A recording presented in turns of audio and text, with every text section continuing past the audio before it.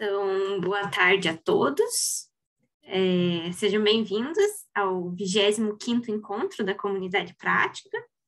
E esse encontro ele vai ser o último do ano, então aproveitem bem para participar bastante, fazer bastante pergunta.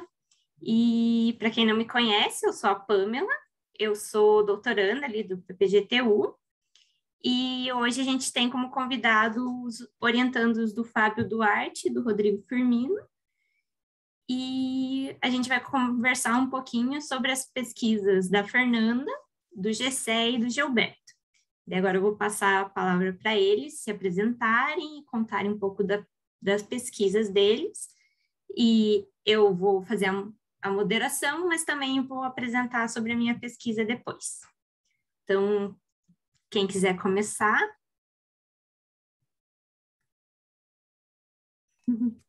E aí, Fê, para mim tanto faz.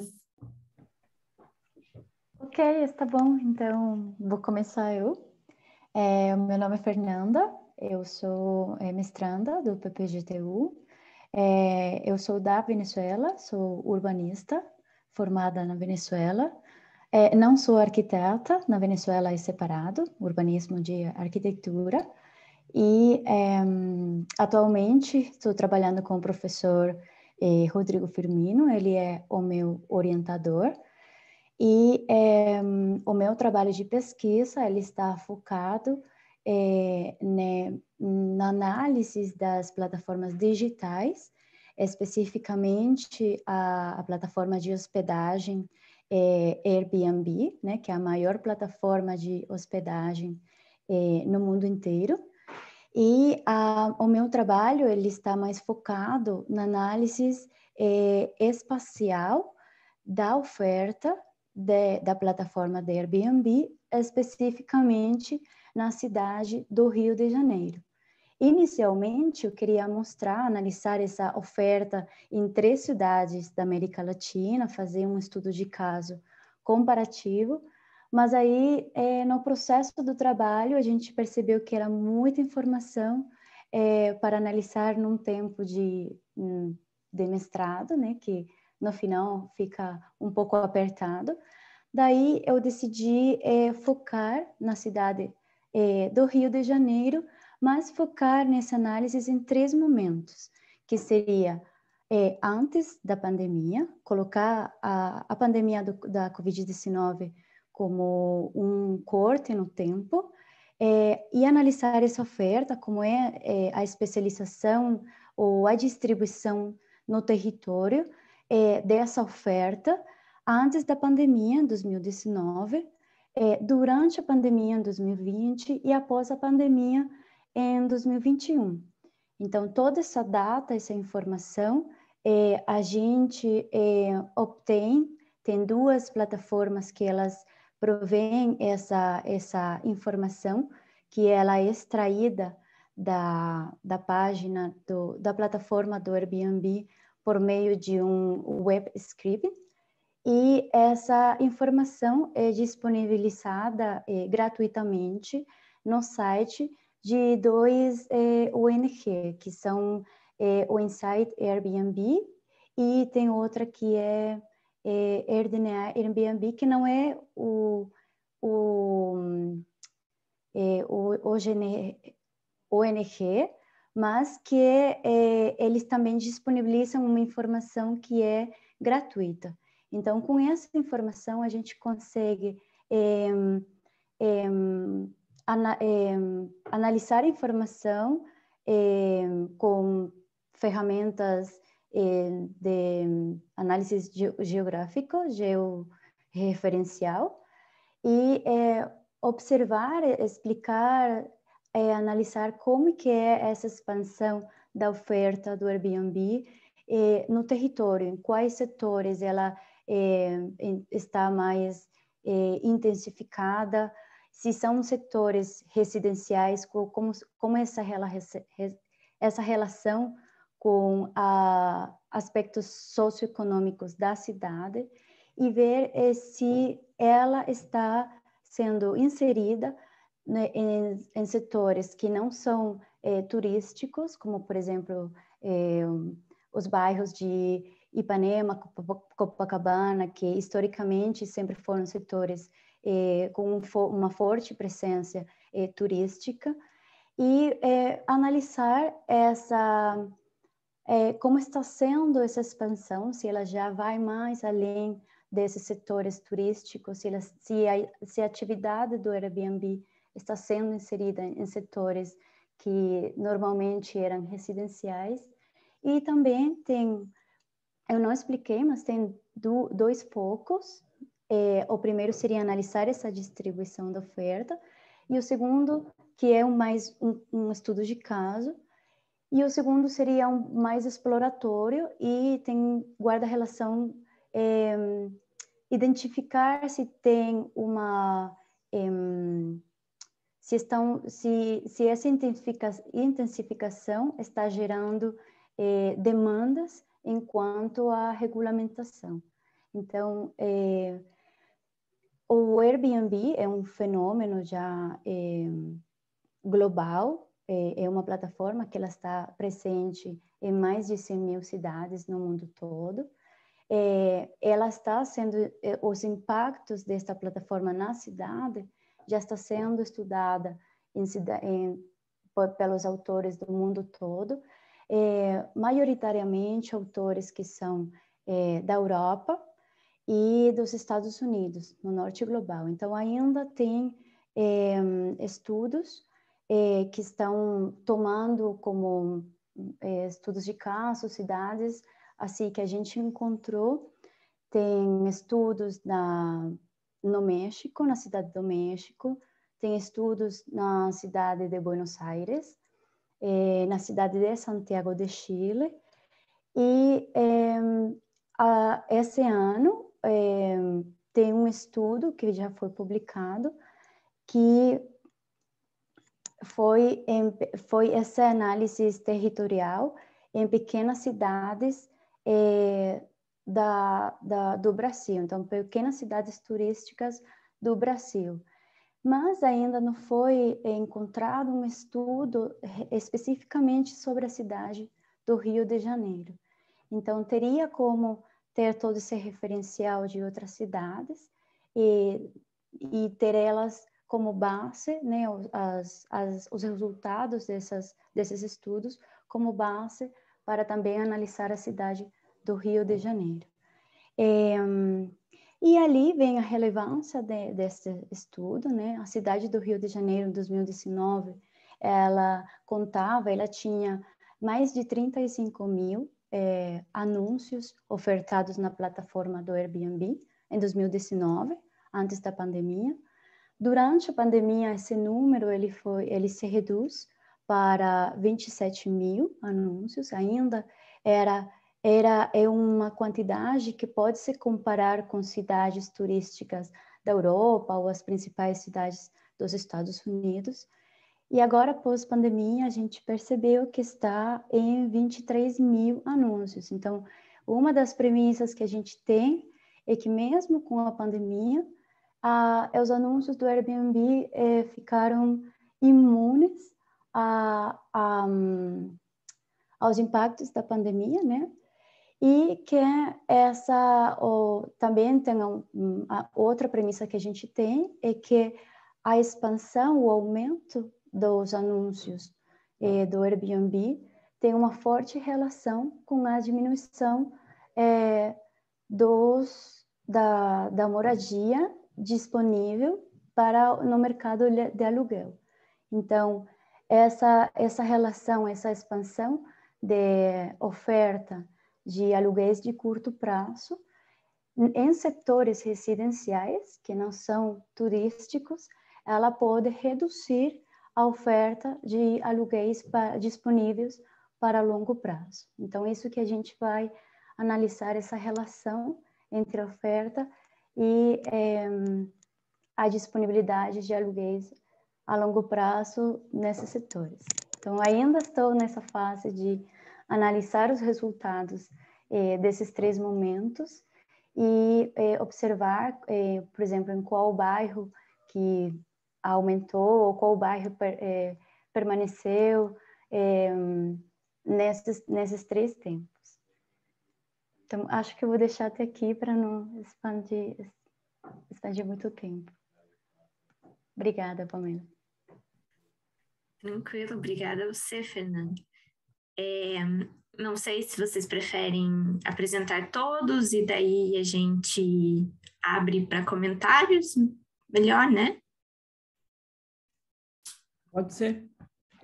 Ok. Acho que o Gessé entrou. Você se Boa tarde, importa dele pessoal. primeiro? Não, de jeito nenhum. Tudo bem. Então, Gessé, você pode se apresentar e contar da sua pesquisa. Você Oi, chegou. pessoal, desculpa o atraso, tava correria aí no trabalho. Tudo bem? Calor. Então, me chamo Gessé, sou arquiteto, também sou engenheiro de segurança do trabalho e tenho formação também na área de educação, que é uma área que eu gosto muito. Também sou professor, né? Tenho algum tempo trabalhado principalmente com jovens e adolescentes. Também tenho desenvolvido alguns projetos com eles lá na questão social, que até a gente tem teve alguns prêmios aí nacionais já. A gente desenvolveu uma abrigo emergencial para pessoas em situação de rua. Então, a gente já apresentou esse projeto no Brasil todo, agora sendo apresentamos na Argentina e ano que vem vamos estar lá na Turquia. Então, eu fico muito feliz de poder estar participando desse projeto porque são alunos de ensino público. Então, mostra que como nossos jovens aqui no Brasil têm um potencial incrível, né? E a gente tem que fazer nosso papel de incentivar, né? Ajudar eles a desenvolver esse potencial. Meu projeto está dentro da área da saúde mental e do planejamento urbano, né? Meu professor orientador é o professor Fábio Duarte. E eu tenho como co-orientador o professor Akira, que também é da PUC, mas ele é da área da saúde, né? Lá do PPGTS. Pamela, posso apresentar? Já falar do projeto? Ou Pode falar sim, Sé. acho que eu não estou te ouvindo. Posso? Então tá bom. Então já que eu estou falando de tudo, eu já vou falar do projeto. Bom, pessoal, então por que eu escolhi essa área? Porque a área da questões de saúde mental, eu tenho alguns desafios, né? Eu acho que é importante a gente falar sobre isso, porque por muito tempo foi um tabu, né, a gente tratar de saúde mental, né, e temos muitos equívocos sobre isso. Então, eu tenho essa proximidade já com essas questões. Então, eu achei interessante que, de repente, eu pudesse tratar esse tema dentro da minha pesquisa do mestrado. É claro que os guarda-chuvas, né, tanto planejamento urbano como saúde mental, são muito amplos, né? Então a gente fez 2 recortes, um em cada área. No planejamento urbano a gente está trabalhando transporte, esse é o recorte, e na área da saúde mental questões de saúde, de ansiedade, depressão e estresse em estudantes adolescentes. Então são esses 2 os recortes, né? E o que a gente está tentando entender? Se existe uma possível associação entre os níveis de estresse, ansiedade e depressão e o tipo de transporte utilizado de adolescentes no trajeto casa-escola. Esse é o objetivo da pesquisa. Então, acabou que, depois de muita pesquisa, para saber como é que está de referência, porque são assuntos novos, né? Então, tem pouca coisa, assim, a maior parte da referência está no âmbito internacional. Então, a gente uma coisa que a gente está tentando fazer essa associação, então é novo, né? Uma pesquisa que é relativamente nova. Então, a gente teve alguma dificuldade de encontrar referências até para embasar a pesquisa. Mas, dentro da área de saúde mental voltada para adolescentes, tem bastante coisa, né? Isso é uma área que já tem muitos pesquisadores que já vêm tendo esse olhar, essa preocupação. Porque a gente sabe que é uma fase, né? A gente acabou de sair da adolescência, aí, pelo que eu estou vendo aqui do pessoal sabe como é que essa fase é difícil, né? Porque é uma transição, né, já preocupação, pressão dos pais, e vida profissional, questão social, já que o adolescente já está, né, dentro. Então, tem muita coisa acontecendo nessa fase da nossa vida. Então, é importante você levar esse debate, porque nós temos ainda muitos equívocos, né? Eu sou professor de ensino médio e trabalho com eles. Às vezes eu estou falando sobre esse assunto na sala de aula. Professor, eu tenho depressão, mas minha mãe fala que é falta de Deus no coração. Eu tenho ansiedade, meu pai fala que é falta de vergonha na cara. Enfim, é isso que a gente encontra ainda na sala de aula em 2021, né? E agora a gente teve a pandemia, então a gente foi empurrado ladeira abaixo aí, essa questão. E outra coisa que é importante é você trazer também a comunidade escolar para você entender esses assuntos que permeiam a saúde mental do adolescente extra-escola, né? Então, o transporte está dentro disso, né? Como que essas variáveis extra-escola estão influenciando a saúde mental do estudante, logo também vão estar influenciando lá até o desempenho escolar deles, né? Então, tudo isso a gente estava tentando olhar e trazer informações para a gente poder criar uma metodologia de pesquisa. E aí, tivemos que, para tentar ter um embasamento até mais consistente de resultados, a gente teve que ir para lá, para o lado também da estatística, né? Não é a minha praia, foi uma coisa que eu tive que aprender, né? Então, aprendi lá na unha, e quem vai para essa área da estatística, nós temos dentro da PUC muitas outras áreas, principalmente o pessoal da saúde, que traz metodologia estatística para dentro da pesquisa. Então, eu fiz uma disciplina de bioestatística no PPGTS, pessoal, gente boa pra caramba lá. Dá um medo no começo, mas eu fiz um semestre lá, foi o suficiente já para me ajudar com a pesquisa. Então, acho que um semestre lá com eles, principalmente com o professor Akira, né? Já foi o suficiente para poder entender como tratar dados, como fazer a limpeza dos dados, coletar esses dados, depois rodar os testes estatísticos dentro dos softwares lá e tal. Então, a gente teve, qual foi a metodologia? Um questionário sociodemográfico, né? Importante saber questões de gênero, raça, renda, anseios, enfim, junto com o teste, que se chama teste DASS 21, DASS 21, que é um teste que ele mede níveis de ansiedade, depressão e estresse. Ele já foi validado, na verdade ele tem origem de um pesquisador da Austrália, mas já foi validado em as diversas línguas aí no mundo, nos países, e português de Portugal, português aqui do Brasil. Então, e ele é um dos únicos testes aqui no Brasil que ele é reconhecido pelo Conselho de Psicologia. Então, além de ser reconhecido, ele não precisa ser aplicado por um psicólogo, né? Então, isso nos ajudou também a coletar esses dados. Então, ele é um teste reduzido, são 21 perguntas que vão ter essas subescalas, né, de estresse, ansiedade e depressão. Então, o teste ampliado são 42, por isso que ele fala teste reduzido, que são 21 questões. Então, rapidinho você responde e já tem algumas informações sobre essas questões.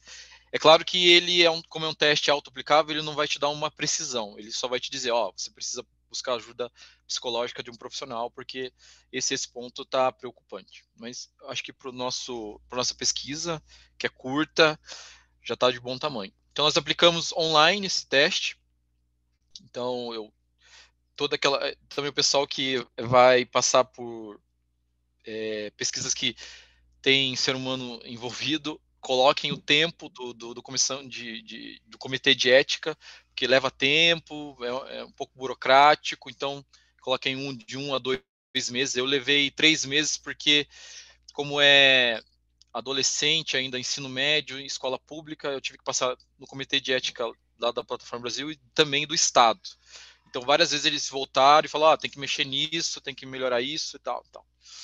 Então, coloquem esse período aí de 2 a 3 meses aí para não ter problema. Ok, o teste aprovado, apliquei ano passado, no momento que os alunos estavam todos online, né? Então, eles estavam no período pandêmico online. Tive a felicidade de ter um retorno grande, então a gente tinha um universo de 3.000 pessoas, 240 alunos responderam, válidos 237 questionários. Então, um número muito bom, assim, a gente ficou bem feliz. E agora a gente está entrando numa segunda fase, que eu estou rodando os testes agora, para o mesmo grupo de alunos que responderam, só que os alunos agora presencialmente na escola, né, para a gente comparar esses resultados. Mas os resultados que eu tenho até agora, a gente não conseguiu fazer uma associação entre transporte e questão de saúde mental nessas 3 subescalas. Por quê? Porque temos as variáveis de confusão, que a gente chama, que quais são as outras possibilidades que um jovem poderia estar estressado, ansioso? Tem N possibilidades. E com um teste, um questionário reduzido, a gente não conseguiria mapear todas, né? Então, principalmente por esse motivo.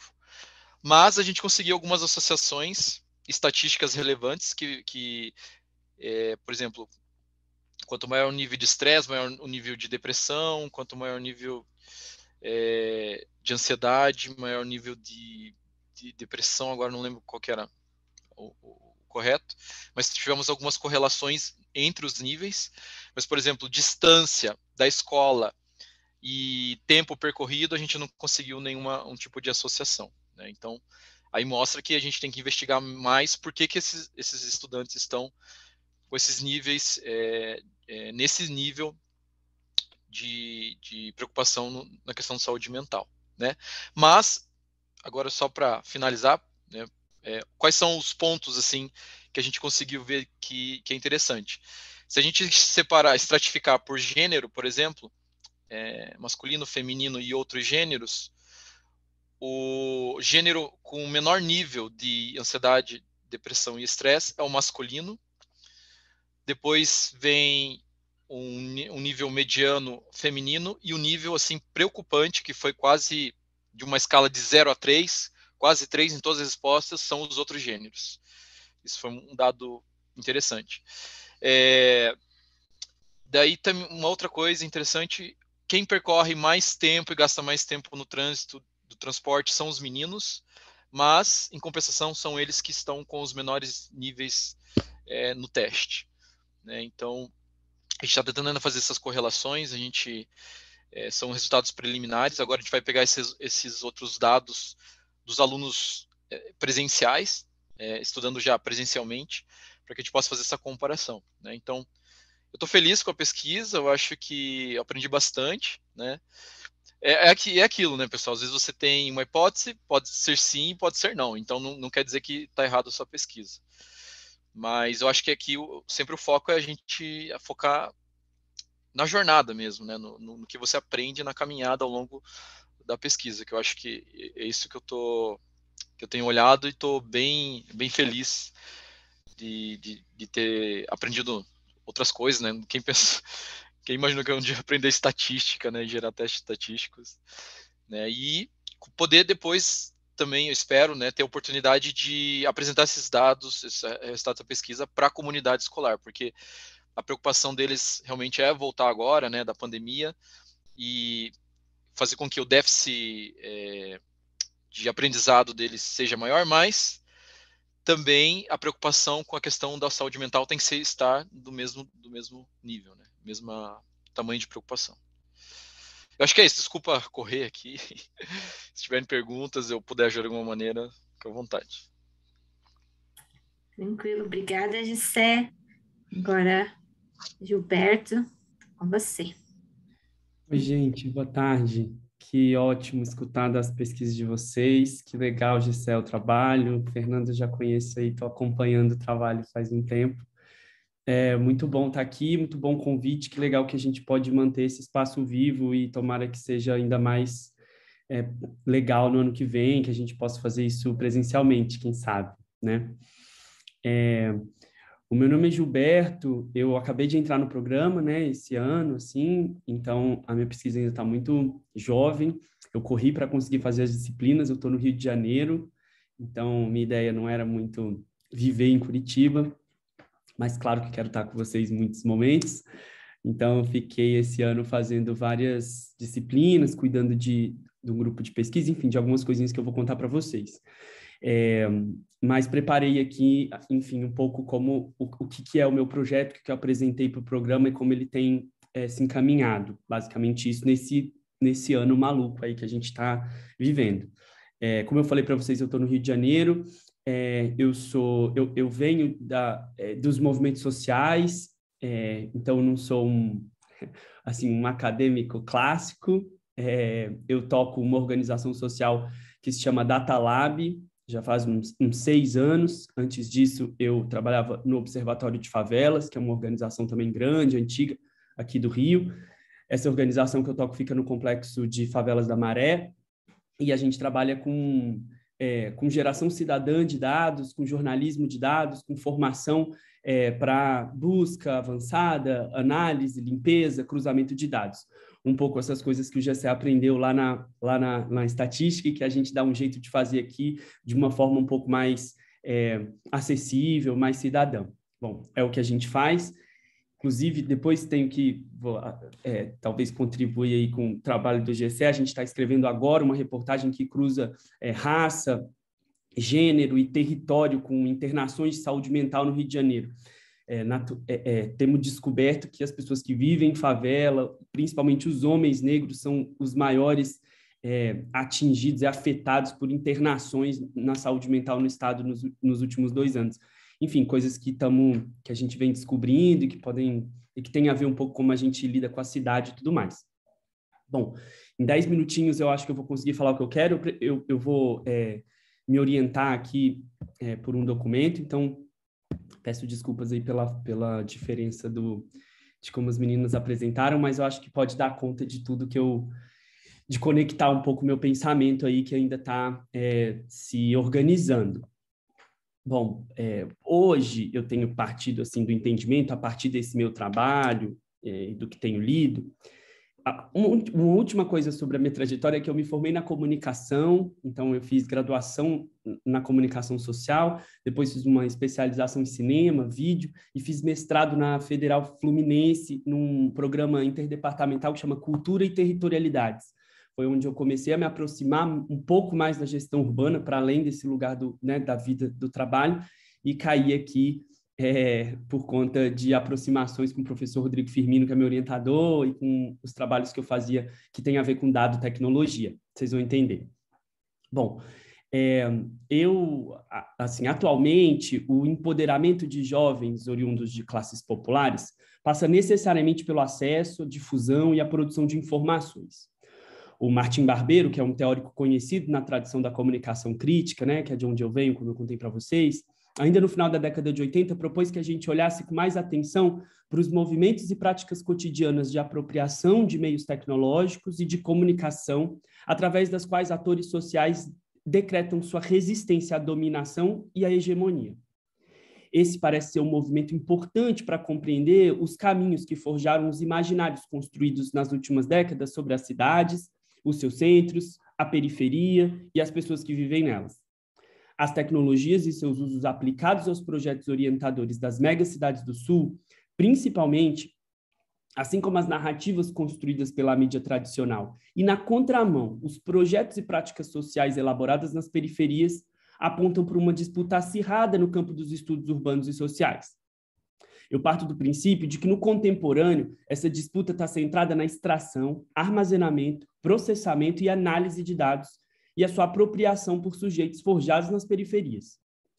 Segundo uma autora que eu tenho lido bastante, que chama Paola Ricaurte, o Big Data, como a gente ouve bastante, forma a base epistemológica do nosso momento histórico. A gente vive sob um novo regime de produção de conhecimento, no qual o processamento de dados por meio de estatísticas avançadas e modelos de previsão informam decisões, ações e relações. É a dataficação da vida. Essa epistemologia da qual essa autora fala é baseada em 3 pressupostos. Os dados refletem a realidade, a análise dos dados gera conhecimento mais valioso e preciso, e os resultados de processamento de dados podem ser usados para tomar melhores decisões do mundo. Bom, esses são pressupostos que estão colocados aí no mundão, né? Só que essas premissas devem ser contestadas e analisadas num quadro mais amplo, que considera como que essa forma de produção de conhecimento aumenta a concentração de capital, a vigilância e uma nova forma de colonização. São nessas problematizações aí que eu me dedico. É corrente a ideia de que grupos historicamente marginalizados, vulnerabilizados, produzem menos dados, porque eles não estão envolvidos em atividades de geração de dado, não estão representados na economia formal, têm acesso desigual e menor capacidade de se envolver online. Isso acabaria gerando uma série de distorções nas políticas públicas urbanas, cada vez mais focadas em análise de dados, que certamente não têm incluído as demandas desses grupos historicamente excluídos, a gente sabe disso. Os dados acabam reproduzindo os padrões de discriminação e exclusão presentes no mundo digital, resultando em políticas públicas potencialmente discriminatórias. O meu projeto de pesquisa, no entanto, busca abrir caminhos epistêmicos num movimento que a Stefania Milão, outra autora, chama de dataficação no ativismo de dados, examinando as diversas formas através das quais sujeitos individuais ou coletivos, exatamente oriundos de espaços periféricos dessas megacidades do sul global, se envolvem com práticas para mudança social relacionadas aos dados e resistem aos processos de dataficação que aprofundam as desigualdades sociais. Narrativas baseadas em dados guiam o nosso imaginário e governam o que significa viver em sociedades urbanas contemporâneas. Eu acredito que a partir do que dois autores que eu gosto muito também, que tenho lido, Nick Couldry e Ulisses Mejias, chamam de decolonizar os dados. Pode ser possível disputar outras formas de usos, coletas, metodologias, que não estejam baseadas necessariamente naquele aceito ou não aceito dos termos de uso de dados que a gente assina o tempo todo navegando na internet, sabe? Que recuperem os espaços colonizados, principalmente pela digitalização da vida, que rechaçam a ideia universal e colonial da extração de dados e que aprendam com as lutas decoloniais do passado e do presente. Os dados, então, parecem ser um componente diferencial importante no âmbito de novas formas para compreender e valorizar processos de luta por direitos invisibilizados e negligenciados por assimetrias de poder. Passa a ser importante considerar a própria gestão das cidades a partir das relações entre dados, narrativas, ativismo digital e infraestruturas urbanas. A pergunta central da minha pesquisa é como que o uso da ciência de dados por grupos de periferias urbanas latino-americanas tem influenciado o movimento de reposicionamento tecnopolítico das populações estigmatizadas pela pobreza no chamado urbanismo subalterno. Para responder essa pergunta, eu preciso também entender o lugar que as periferias conquistaram nos estudos urbanos dos últimos anos, naturalmente. Eu parto dessa categoria que eu falei, de urbanismo subalterno, que é defendido pela Nania Roy, cujas marcas são as questões de subdesenvolvimento das megacidades do sul global. Essas megacidades, antes de globais, porque não pertencem à norma dominante das cidades do norte, são o que essa autora chama de exterior constitutivo dos estudos urbanos contemporâneos, porque elas pertencem a eles, mas não foram capazes de figurar no centro das pesquisas urbanas tradicionais. Seguindo os passos da Roy, o meu projeto pretende contribuir para novas epistemologias e metodologias de estudos urbanos a partir do Sul. Pode ser pretensioso isso. A partir de uma abordagem exploratória, cuja centralidade são os coletivos e indivíduos atuantes nas periferias latino-americanas, minha pesquisa pretende traçar um paralelo entre as interações sociotécnicas desenvolvidas por essas iniciativas e um reposicionamento das periferias urbanas no contemporâneo. Minha intenção é identificar na ciência de dados e nas suas múltiplas aplicações um novo caminho para compreender as dinâmicas urbanas e sociais. Para isso, minha ideia é traçar um plano de investigação teórico-metodológico que parta de uma avaliação da produção intelectual sobre o uso de dados e tecnologia e suas inserções e suas intersecções com as periferias urbanas das megacidades da América Latina nos últimos 20 anos. Eu tenho feito isso num projeto de iniciação científica com alunos da graduação e na construção cotidiana de debates do nosso Laboratório de Tecnopolíticas Urbanas do Jararaca, que a gente fundou aqui no PPGTU e que a Fernanda faz parte, o Rafa que está aqui também. Eu devo também me deparar com conceitos centrais da geografia e do urbanismo voltados para os territórios periféricos, seus usos e transformações protagonizados por quem historicamente vive e circula por essas territorialidades. Por isso, eu tenho me debruçado a entender o pensamento do Milton Santos e de autores que reivindicam uma epistemologia do sul para os estudos urbanos, como a própria Nana Roy, a Vanessa Watson, a Jennifer Robson, James Peck. a Ana Clara Torres Ribeiro, a Raquel Ronick, o Boaventura Souza Santos, meu querido orientador Rodrigo Firmino e tantos outros. A partir daí, talvez seja possível estabelecer linhas de corte que definam as iniciativas coletivas e individuais que eu vou observar, vivenciar, analisar e que vão dar corpo para a pesquisa, traçando paralelos analíticos entre práticas sociotécnicas e políticas e as implicações na constituição de novos referenciais teóricos para o pensamento sobre os estudos urbanos. Eu fico à disposição e ansioso por debates com os colegas sobre as metodologias de definição desses coletivos e análise do trabalho deles, que deve começar no ano que vem. E sobre tudo mais que eu trouxe aqui, basicamente é isso. Queria falar 10 minutinhos para dar conta de tudo. Obrigado mais uma vez pelo espaço aí. Tomara que vocês tenham conseguido captar alguma coisa que a gente possa discutir. Obrigada, Gilberto. Eu vou apresentar agora um pouquinho da minha. Eu também preparei um textinho, mas eu acho que eu vou improvisar, que vai ser mais rapidinho. Também para a gente conseguir discutir a pesquisa de todo mundo, que tem muita coisa interessante. Eu vou explicar um pouco mais da minha pesquisa do mestrado, que está mais fechada, foi consolidada, e que a minha pesquisa do doutorado, eu acabei de começar também, eu sou da mesma turma do Gilberto, e a minha está bem crua ainda, então vou explicar do mestrado e depois eu explico o que vai ser a minha pesquisa do doutorado. Então, eu estudei mobilidade independente infantil no mestrado, no percurso casa-escola-casa. E o meu objetivo com a pesquisa era analisar a viabilidade da mobilidade independente infantil por meio de transporte ativo nesse percurso, né? E para isso, como o Gessé falou ali, quando você vai tratar de mobilidade, de crianças, é difícil ter literatura aqui, né, sobre o tema, e eu tive que buscar muita coisa fora também. Daí, com isso, a gente focou, eu e meu orientador, a gente decidiu focar, né, em fatores físicos ambientais, porque a mobilidade da criança, ela é condicionada por diversos fatores, socioecológicos, sociodemográficos, culturais e físicos ambientais, que foi o que a gente resolveu tratar. Então, a gente pegou...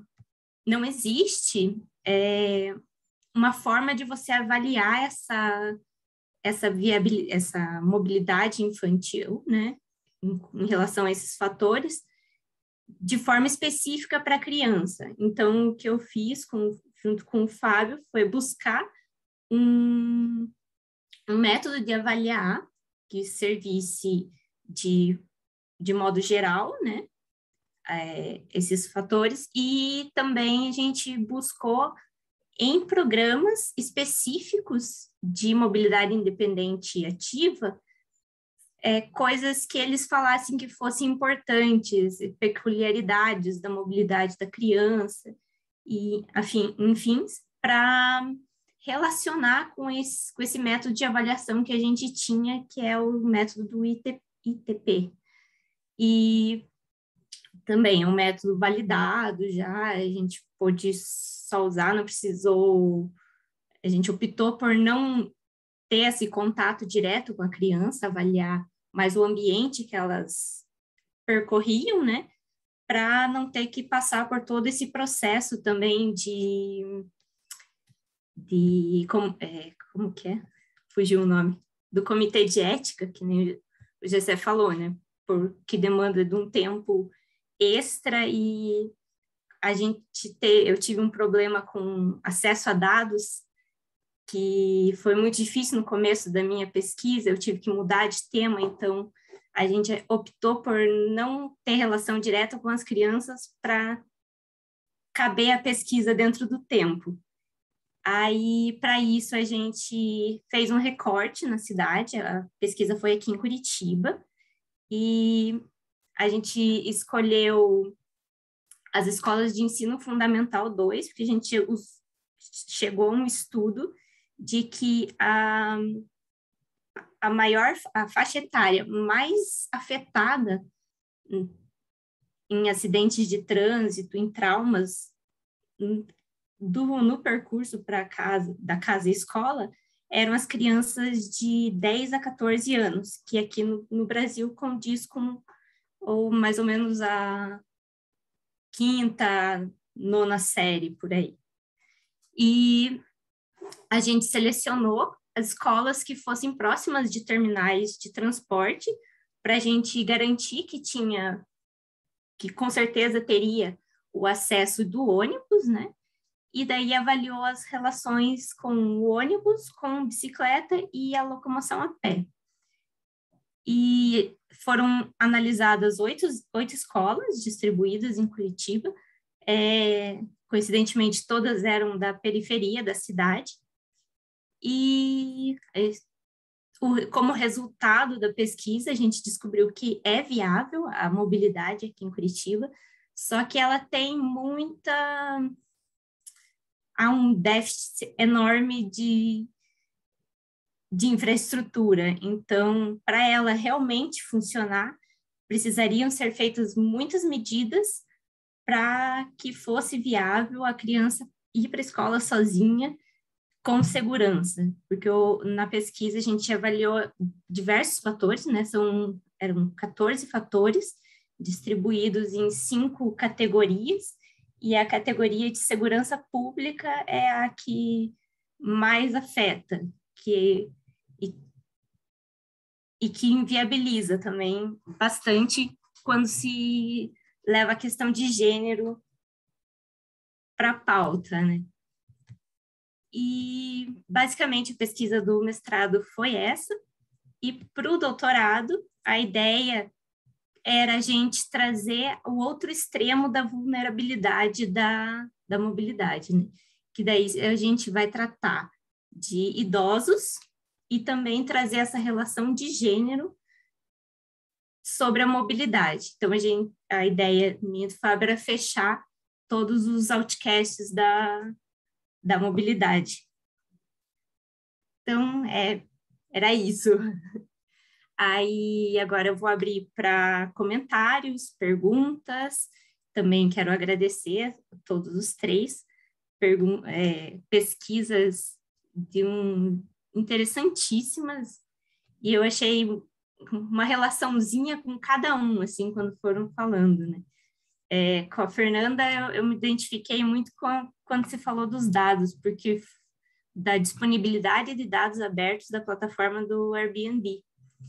Porque quando eu comecei o mestrado, eu ia tratar de dados do Strava, e foi muito difícil fazer contato e conseguir acesso, até que foi impossível, porque era muito custoso e a gente não tinha como. Então, a importância de dados abertos para a gente fazer pesquisa é enorme, né? E também isso foi uma coisa que o Gilberto falou, né? Mas eu vou deixar para vocês, ouvintes, fazerem perguntas e quem quiser pode. Eu quero. Manda ver. Eu achei muito boa as pesquisas dos 4, né, que apresentaram aqui, muito legal. E eu queria perguntar para o Gessé, né, se você aplicou esses questionários na época da pandemia ou antes, assim? Ligar meu microfone. Isso, na verdade, a gente tinha outra ideia para pesquisa, né? Daí veio a pandemia com tudo. E aí, logo de cara, o professor já sugeriu que a gente trouxesse a questão do Covid para dentro da pesquisa. E a maneira que a gente encontrou foi aplicar o questionário para os alunos durante a pandemia, no momento que eles estivessem com aulas online, remotas, né? E aplicar num segundo momento que a gente imaginaria que estava otimista que acontecesse, que a pandemia acabasse, né? Que eles já estariam já presentes na escola, né? Então é um momento durante, ao longo da pandemia e um momento pós-pandemia. É assim que a gente está tá entendendo. Foi essa maneira que a gente trouxe, né, até o contexto para dentro da pesquisa. Entendi. Isso fica claro, desculpa, Amanda, isso fica claro no tema da saúde mental, mas o tema do transporte na pandemia não estavam se deslocando para a escola, ou estavam? Isso, não estavam. Daí tanto é que a Mas gente era pergunta para em eles. relação aos deslocamentos anteriores? Exatamente. Eu queria Realmente desculpa. por isso. Desculpa. Realmente por isso que eu perguntei isso, né? Porque eu fiquei me questionando assim, se aplicar essas pesquisas, né, durante a pandemia, no momento que estava nas aulas remotas, né? Aí esse estresse ou depressão ou esses transtornos estariam relacionados mais com talvez com a questão da pandemia do que talvez com o transporte, porque eles nem estariam indo, por mais que eles respondessem assim, como que eu me deslocava na escola antes, né? E como que eu estou me sentindo hoje, daí não teria muita relação, né? Por isso que eu fiquei pensando também. Exatamente. Por isso que nós vamos ter nesses dois momentos, né, para a gente poder fazer essa comparação, né? Que eu acho que vai ser interessante daí. A gente está curioso. Mas, eu queria te perguntar, por que o tema do transporte? Porque fica claro que adolescentes, tipo, as questões de saúde mental podem ter relação com aspectos espaciais da vida dos adolescentes, mas por que especificamente o tema do transporte?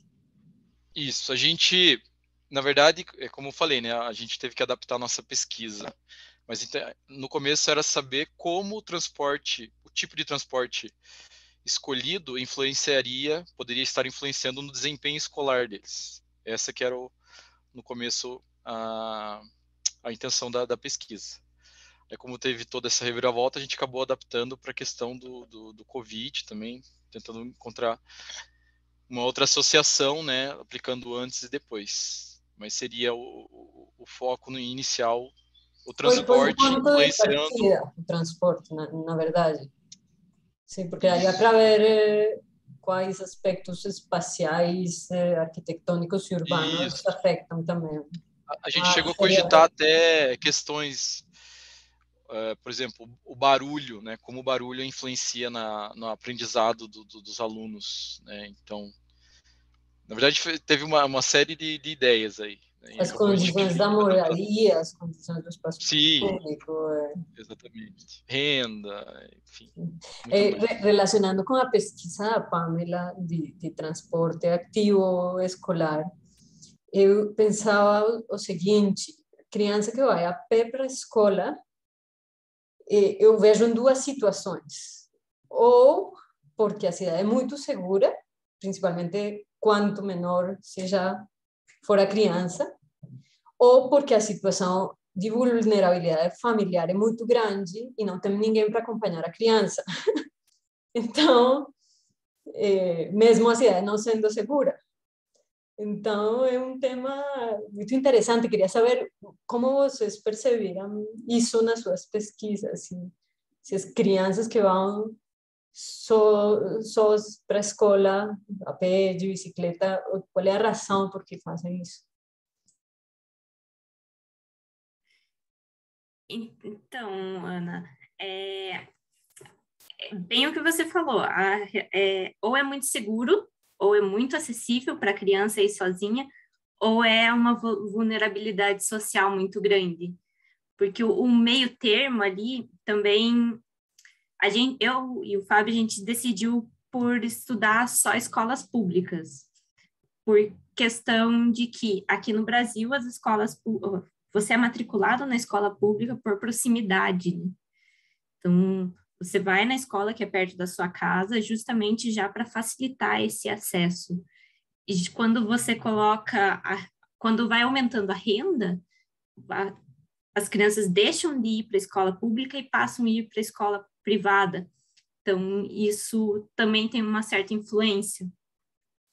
E a gente tentou fazer a contagem de crianças nos espaços que a gente estava estudando, conforme a saída da escola. Só que é muita criança, era impossível de contar todas, e o que você notava era que todas, tipo, a grande maioria ia sozinha.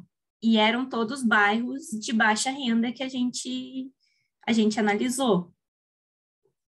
Então, na literatura fala muito disso também, sabe? Que quanto maior a vulnerabilidade socioeconômica da criança, maior é a mobilidade dela.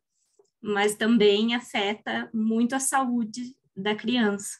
E muitas vezes, dependendo de quão vulnerável ela acaba deixando de ir à escola de qualquer forma, porque ela não tem acesso, não tem como ir, né? Gilberto, você pode falar, Ana. E outro tema que fiquei pensando, porque você falou da proximidade com as paradas do ônibus, mesmo com a proximidade como regra para as escolas públicas, os estudantes pegam um ônibus, tem que acceder, tipo, em algum meio que não seja a pé ou bicicleta? Sim, eles pegam, é que a proximidade da escola, da casa, assim, para a prefeitura, para fazer essa matrícula, é maior do que a gente julgou que seria uma distância acessível para a criança ir sozinha. Então, a gente contou ali 500 metros do terminal e analisou também a 500 metros a 1 quilômetro para a bicicleta, né? E 500 metros para pedestres, né? A partir do centro da escola, né? Então, a gente considerou o transporte coletivo justamente porque a distância da escola até a residência poderia ser maior. Então, a gente trouxe para conta. Pô, Mila, posso fazer só um dado que eu peguei da pesquisa? A gente colocou também raios de abrangência da escola, né? Que tem aquele cálculo lá e tal, que acho que é 1,6 km. Só 10% dos alunos respondentes estavam dentro desse raio de abrangência, 90% estão fora. Inclusive, nós temos em torno de 30% dos alunos andando mais do que 10 quilômetros até a escola. Então, é um dado que acho que é mais ou menos próximo aí. Mas por que acaba sendo assim? Conseguiram entender? No meu caso, eu acho, nós somos escolas, as escolas que eu estou pesquisando são 2 escolas de ensino médio técnico. Talvez eu entenda que são todas as escolas que não oferecem esse serviço, né? Então, gratuitamente, não, são poucas escolas. Então, talvez tenha essa aderência maior de alunos de mais longe, né? Talvez na educação infantil e na fundamental uma proximidade seja maior, provavelmente, sim. Isso, quanto menor a idade, né, a proximidade geralmente é maior. E daí, no caso ali que o José falou, acho que o que interfere bastante é ser ensino técnico, né, que tem poucas escolas que ainda oferecem, né.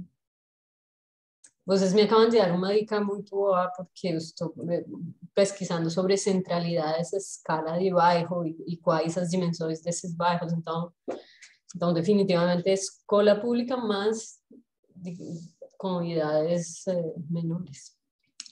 Eu posso fazer uma pergunta para a Fernanda? Claro. Eu fiquei muito curiosa com os resultados preliminares da pesquisa para o Rio de Janeiro. Como que está, o que você está achando com esses dados do que está acontecendo na cidade? Realmente a hipótese da ocupação para o Airbnb está tirando espaços para o aluguel em períodos mais longos? Longo prazo. A longo prazo? Assim, preliminares ainda tenho poucos, mas o que a gente percebeu é que o tempo de estadia durante a pandemia, ela aumentou. Normalmente, o tempo em que os turistas permanecem num aluguel, seja num hotel ou numa moradia de curto prazo, era no Rio de Janeiro entre 3 a 4 dias, Mas o Airbnb, para se proteger durante a pandemia, ele publicou em março desse ano quais foram os resultados, e eles têm que, durante a pandemia, os turistas no Brasil foram mais nacionais, mesmo com a pandemia, eles fizeram uma grande reserva de apartamentos, e o tempo de estadia se alongou. Então, não era um tempo de estadia de 3, 4 dias até uma semana. Os tempos foram ficando até um mês de tempo. Então, isso indica que a plataforma também poderia mudar de uma plataforma de hospedagem turística para uma plataforma de hospedagem de longo prazo. Então, ali ela poderia estar já competindo não somente com a oferta de hospedagem turística, mas também com o mercado de aluguéis permanentes. Então, é isso que a gente está aí tentando ver ainda. Eu quero pegar, pelo menos, um ou dois setores que estão fora dos setores mais turísticos. Pode ser mais para o norte ou centro da cidade, ou mais para os bairros que ficam mais para o oeste da cidade, mas ainda estou nessa fase de identificar onde que ela entrou, a oferta, e permaneceu durante a pandemia. Ainda estou nesses cálculos.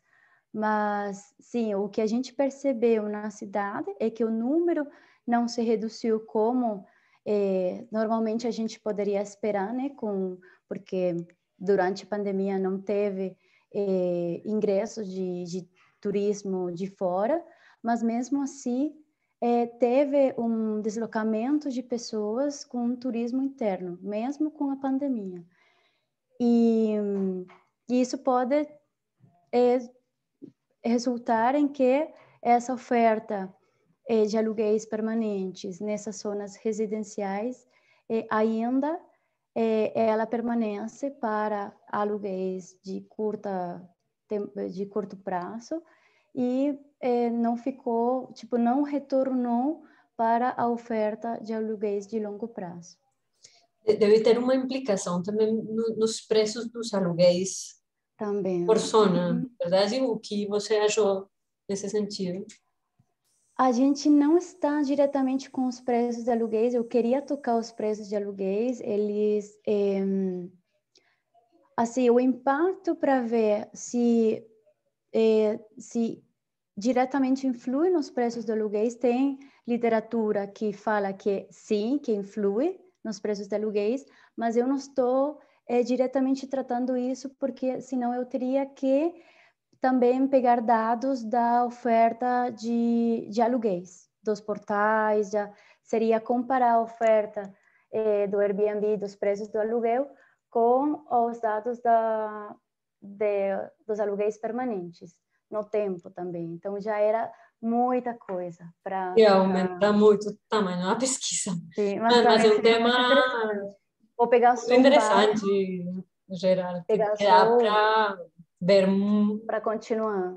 Não, e dá para ter vários olhares sobre o tema do Airbnb, né? E a espacialização. Sim. Sobre o tema do Airbnb, o que eu mais me interessei foi nessa questão do aumento do preço do aluguel com a proximidade da oferta do Airbnb, que tem a ver com a mercantilização ou profissionalização da moradia. Essa questão dos anfitriões, que eles já não é uma pessoa que aluga um quarto da sua casa, já é uma pessoa que aluga o apartamento inteiro, ou é uma própria imobiliária que tem vários apartamentos para alugar somente no Airbnb. Então, essa já é um processo de profissionalização da moradia. Tem cidades que têm prédios inteiros construídos para ofertar no Airbnb. E isso que a gente está meio que tentando ver como é isso no Rio de Janeiro. E depende muito do número de anfitriões, do tempo que eles publicam, que a moradia está disponível na plataforma, se é uma moradia inteira ou se é um quarto. No Airbnb, por exemplo, mais de 70% dos imóveis ofertados são apartamentos inteiros, não são quartos. O quarto compartilhado vem sendo um 10%. Quarto privativo é o resto, mas a maioria dos aluguéis são apartamentos inteiros. E eles não estão somente concentrados na parte turística, mas também a gente vai vendo que eles vão entrando, por exemplo, na Rocinha, eles vão entrando um pouco mais do norte, nas ilhas. Então, esses são os setores que a gente está tentando identificar e analisar o que poderia estar acontecendo nesses setores. Se pode ser para bem, né? Se pode influir para a economia local, se tem implicações positivas, ou se também tem algumas implicações negativas, como gentrificação, ou segregação social, ou expulsão de residentes vulneráveis. E tem também um impacto no setor hoteleiro, porque tira clientes para os hotéis, e também os preços das estadias. Acho que tem uma dinâmica. É muito interessante o tema que você está pesquisando. Essa é outra linha, de fato, é a linha mais pesquisada, a que mais tem trabalhos publicados, tem a ver essa linha do setor de turismo. Mas, por exemplo, na parte de estudos urbanos, para a Latinoamérica ainda está surgindo, ainda tem estudos que foram de 2019, 2020, agora 2021. Então, está muito recente esses estudos na parte da cidade, no campo dos estudos urbanos, que não é turístico, que não trata somente da concorrência do Airbnb com o setor hoteleiro.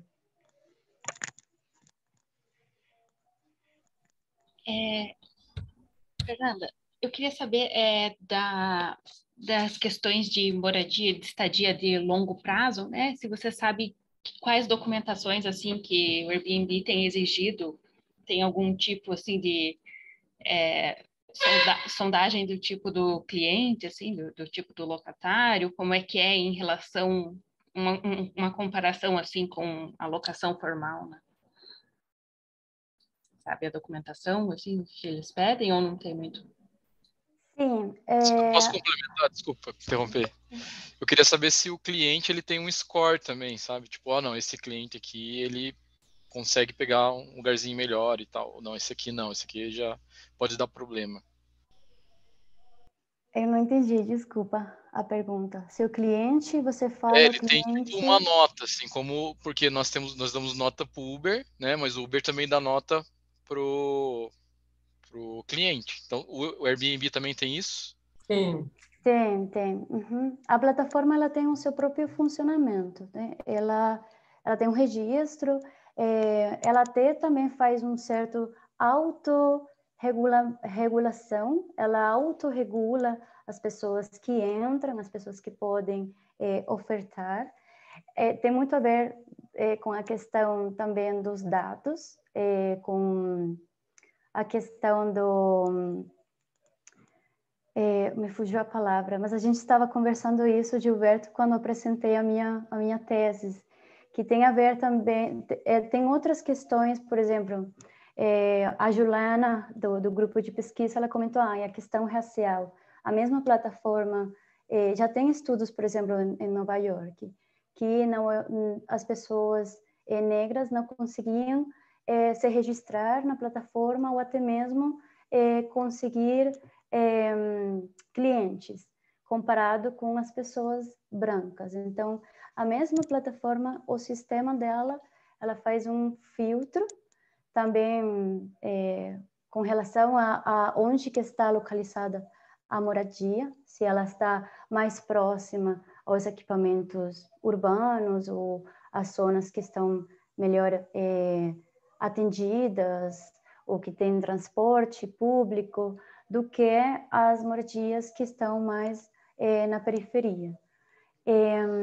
E sobre a pergunta da Amanda, a mesma plataforma, ela, com o impacto os governos locais, eles têm tentado regular a atividade da plataforma, mas pela preocupação, né, de entrar nos setores de ela estar inserida nos setores residenciais, né, e essa preocupação tem surgido principalmente nos destinos turísticos de maior proporção no mundo inteiro, como a cidade de Barcelona, Madrid, ou mesmo Paris. Nos Estados Unidos, em várias cidades, a mesma cidade de São Francisco, onde nasceu a plataforma, ela tem todo um esquema de leis muito fortes para a mesma plataforma. E, por conseguinte disso, a plataforma tem sido parceira das cidades, e elas estabeleceram algumas parcerias para tentar regular essas inscrições, ver se realmente a pessoa está alugando um quarto ou um apartamento inteiro. Elas têm estabelecido tempos. Você não pode alugar o apartamento por mais de 30 dias ao ano, por mais de 200 dias ao ano, mas mesmo assim tem um desafio muito grande, porque a plataforma não disponibiliza os dados para as prefeituras, então para o governo local. Então, mesmo assim que elas têm parcerias, a plataforma não disponibiliza uns dados que poderiam ser muito importantes para aproveitar, para ver se realmente qual é o número de anfitriões que estão registrados, qual é o número de anfitriões que estão pagando os impostos, que estão realmente alugando os imóveis no tempo estabelecido e não mais. Então, nesse caso assim, de regulamentação, também tem bastante material, bastantes autores que estão falando sobre isso, e tem muitos desafios ali de pesquisa e de tentar entender como é esse comportamento entre a plataforma e o governo local.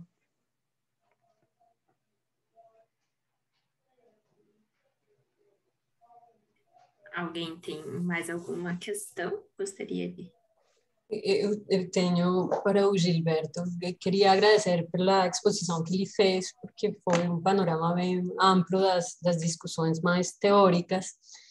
E eu queria comentar que numa apresentação do professor Rodrigo Firmino, conheci um pouco sobre o Climate Lab e as aplicações mais práticas que dão a esta proposta de Big Data emancipatório, de alguma forma, ou chamar, foi muita informação para mim. Então, queria que você contasse algumas dessas experiências de aplicação desse trabalho. Legal, obrigado, Ana. Então, acho que eu vou falar um pouquinho sobre o meu próprio trabalho. Eu estou num exercício muito grande de encontrar, né, de sair um pouco desse espaço mais de entender os conceitos, porque eles estão muito corporificados no meu próprio trabalho, né? E em busca de outros coletivos e outras organizações que possam dar conta deles para além do nosso próprio aqui. Mas eu acho importante trazer um pouco para o cotidiano para a gente tentar entender. Então, tem um projeto aqui que eu gosto muito de contar, que se chama Cocozap. É um número de WhatsApp onde Fernanda já ouviu falar muito, talvez algumas outras pessoas, mas o Cocozap é um número de WhatsApp que a gente compartilha com a ajuda de agentes locais. Aqui no conjunto de favelas da Maré, são 140 mil pessoas, é do tamanho de uma cidade média brasileira, mas é um bairro só, e que tem uma série de problemas de saneamento básico, como a maioria das favelas do país. Esse número de WhatsApp serve para que o morador mande uma queixa, uma reclamação, uma violação de direito sanitário, como a gente chama. A ideia, quando a gente recebe essa queixa, que é um localizador, uma foto, um vídeo, um áudio, a gente registra essa queixa numa base de dados. A gente tem feito isso sistematicamente no último ano e a gente tem construído uma nova base de dados sobre o saneamento básico e que a gente tem apresentado essa base de dados. Ela não é só isso, o projeto, esse é um pedaço do projeto que tem a ver com essa ideia mais da produção do dado, da geração do dado de forma mais descentralizada, de forma mais cidadã. A ideia surgiu quando a gente olhou para os dados oficiais e entendeu que eles não davam conta da realidade do bairro e que eles não davam conta da realidade da maioria dos bairros periféricos da cidade, do ponto de vista do tratamento e do fornecimento de água, do ponto de vista da coleta dos resíduos, enfim, a partir de vários quesitos ali, teoricamente, atendidos de saneamento básico da população. Bom, a ideia, então, é que a gente consiga ajudar a gestão pública a identificar esses problemas ou a resolver esses problemas a partir de uma base de dados nova, em que a gente mesmo está dando conta de fazer, do nosso jeito, a partir de metodologias que a gente tem entendido que são aceitáveis, possíveis, legítimas. Isso é um pedaço do trabalho, com esses dados que são produzidos no território. Outro pedaço é da mobilização territorial, da mobilização social, na verdade, para o movimento dos dados, né? As pessoas estão o tempo inteiro falando sobre isso. Isso chegou em todo mundo, né? As pessoas, na favela ou não, têm que dar o seu CPF para receber o desconto na farmácia. Está dado. As pessoas já sabem que o seu Instagram está ouvindo, seu telefone está ouvindo o que você diz quando o Instagram te oferece anúncios. Então, o debate sobre os dados já está, de certa forma, difundido entre as pessoas. Agora, é um trabalho em outra camada de mobilizar as pessoas para o debate acerca desses dados de forma mais cidadã. Se a gente não tem como combater de forma comunitária o avanço da dataficação da vida e como que isso afeta a nossa vida cotidiana, então que a gente possa, pelo menos, discutir esses assuntos em arenas públicas, em fóruns públicos. A gente faz um encontro de saneamento da Maré, de 2 em 2 meses, que saem produtos políticos, como uma carta de saneamento básico, como um plano de monitoramento popular do saneamento básico no bairro.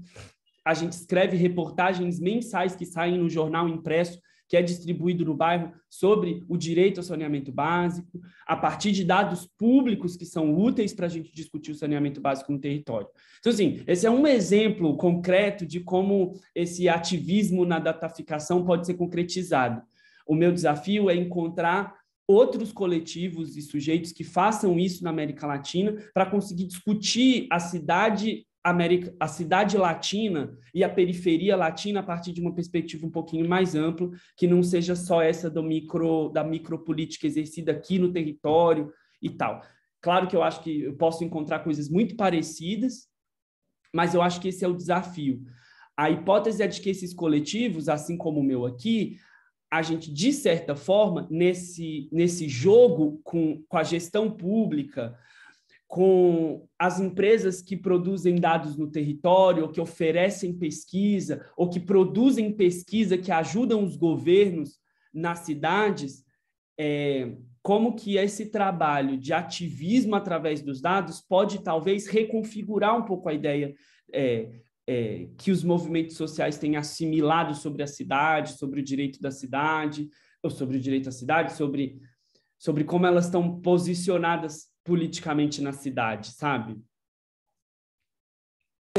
Eu queria, em termos práticos, mais entender como o funcionamento do Lab, porque vocês dão um número de WhatsApp, isso gera uma base de dados de que tamanho? quanta gente atingiram, como estão analisando esses dados, quantas pessoas estão trabalhando aí com essa base de dados, como para dar uma dimensão à questão. Esse é um projeto do Data Lab, né? Esse é um projeto específico do Data Lab. Nesse projeto, trabalham 24 pessoas.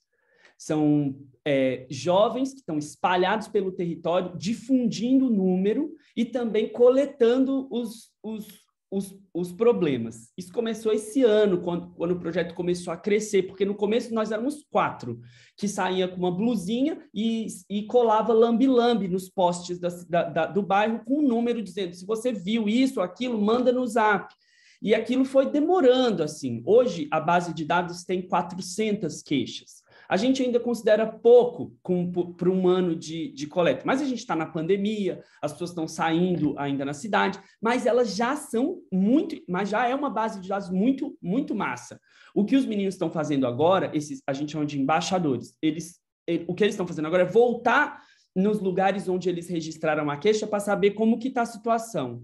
Se já resolveu, se não resolveu o problema, se a coisa já está mais ou menos... Como está a situação? Se o governo já veio, se alguém já resolveu na comunidade. Então, esse é um tanto de número. A gente, no Data Lab, além desses 24, somos mais 20, que trabalhamos com outros vários projetos. Então, tem um, por exemplo, que é um podcast narrativo, com roteiro, começo, meio e fim, para apresentar o problema do saneamento básico a partir dos dados públicos. É um produto concreto que chega em centenas de pessoas. Os encontros de saneamento, eles sei lá, vêm 20, 30. O encontro de saneamento mais bombado deu umas 60 pessoas, de pessoas engajadas no território para discutir esse assunto sábado de manhã. Outras coisas que acontecem a partir da mobilização em torno do trabalho são mutirões, tem bolsões de lixo gigantescos. Vamos se juntar num sábado de manhã, em parceria com a empresa que faz a limpeza, liga, insiste, vai lá, tira o lixo e planta uma série de mudas que alguém deu, que a gente ganhou, não sei da onde. Ótimo, vamos fazer. Junta 3 ONGs, outras do território, e daí a gente faz o trabalho. Então, assim, estou tentando dar concretude aqui para como que as coisas vão sendo transformadas de forma reticular. Desculpa, Geraldo, você fala aí. Acho que já estamos até na hora. Não, pergunta é se essas informações que saem do Cocozap, se vocês lançam numa base tipo geográfica, né? Se você tem uma base de geoprocessamento assim, que você vai lançando para fazer mapas, ou se é anotado em tabela, como é que você registra isso? Aqui, ó, eu coloquei um link aí, e não sei se foi como link, mas eu vou colocar. Tem um mapinha, tem um site, é bonitinho, a base de dados está aberta, tem uma API, chama cocozap.datalab.org. E, enfim, ele vai para aí. Um mapa, na verdade, né? Hã? Vocês produzem um mapa, na verdade. Tem um mapa, isso. A gente produz um mapa. Um mapa e uma base. Direto com o planejamento urbano, né? Quer dizer, pegar aquilo e levar para o planejamento da cidade. Já está mapeado, né? Isso, essa é a ideia. Inclusive, a gente agora tem usado os mapeamentos oficiais da prefeitura, porque eles são parceiros, assim, dependendo do governo, né? Dependendo dos gestores, estão mais ou menos abertos. Então, o que a gente tem feito agora é tentar acessar dados mais atualizados, mapas abertos da prefeitura, para ajudar a gente a entender alguns pontos específicos que eles não conseguem mapear dentro da favela. Existe um grande problema de acesso dos gestores públicos às favelas, porque as pessoas não entram por uma série de restrições e preconceitos. Então, está sendo interessante trocar, como se a gente fosse agente público, mais civil, enfim, ativista dentro do território, junto com a gestão. Eu sou do Rio de Janeiro, estou morando em Curitiba desde 1988. Fazia planejamento urbano aí no Rio de Janeiro nos anos 80. E nos anos 80, a base 1 para 1000 da cidade do Rio de Janeiro não tinha as favelas. Não aparecia, era vazia. Para Não você tinha as... ver. Para você ver. Era uma coisa chocante, assim, a cidade vinha, chegava na favela, era um vazio, não tinha na base 1 para 1000, né? E atualmente vocês fazem isso, quer dizer, a prefeitura tem o cadastro dela, e aí vocês lançam esses dados em cima da base do cadastro. Bom, você passou o link. Isso. Passei aí. Um trabalho muito ainda longo, né? Isso ainda não está dado, as pessoas ainda não estão, né, de fato, enfim, os dados oficiais não dão conta, de fato, do que os moradores, os pesquisadores mais cidadãos estão entendendo sobre várias variáveis urbanas, assim, né, e sociais dos territórios. Mas é muito interessante como que... Bom, enfim, esse é o percurso aqui da pesquisa, né? Como que esses agentes podem ajudar na gestão a entender um pouco mais a cidade de forma mais complexa, mais profunda, e quem sabe isso afete o modelo de planejamento também das cidades, né? Uma última pergunta para o Gilberto. Como que se financia o Data Lab? O financiamento é basicamente por fundações internacionais. O grosso vem da Open Society, da Fundação Ford. E aí a gente trabalha com mais um monte de outras menores que ajudam basicamente a partir de filantropia. Desde o ano passado a gente tem feito serviços. Então, a gente escreve reportagens que saem no UOL, por exemplo, e a gente recebe por essas reportagens. A gente tem um canal no site para doações de pessoas físicas. A gente faz pequenos projetos com fundações internacionais pontuais. É um modelo bem misto, assim, de financiamento, mas o grosso mesmo, que paga o salário de toda a gente, vem dessas fundações grandes internacionais.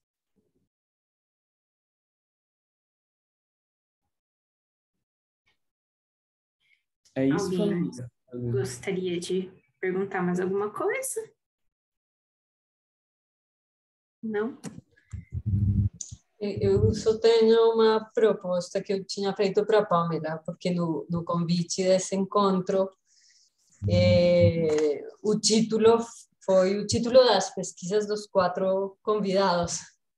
Mas qual seria o título desse encontro, então?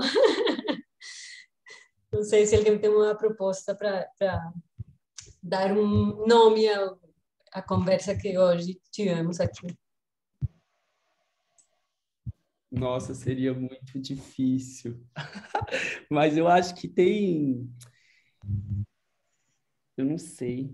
Estou pensando. Tem algumas conexões mesmo, a Pamela disse, né? Conseguiu ver algumas coisas. Eu não sei. Não vou arriscar, não.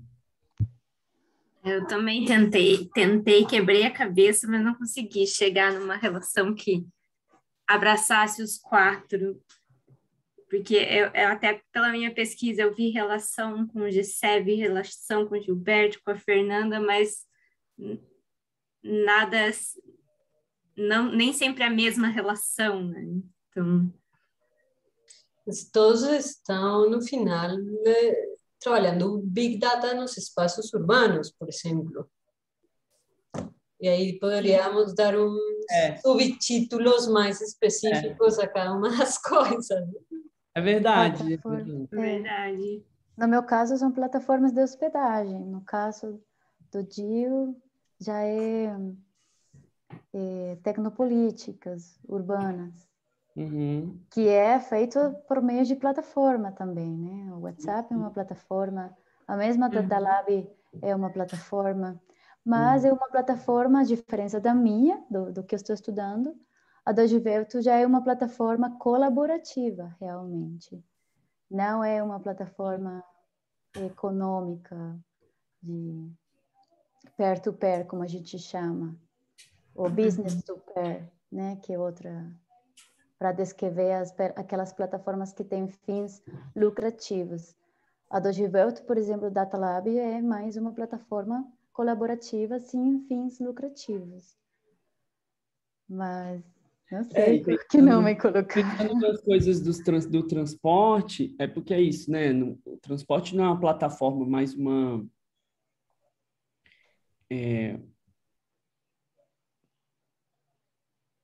uma política, eu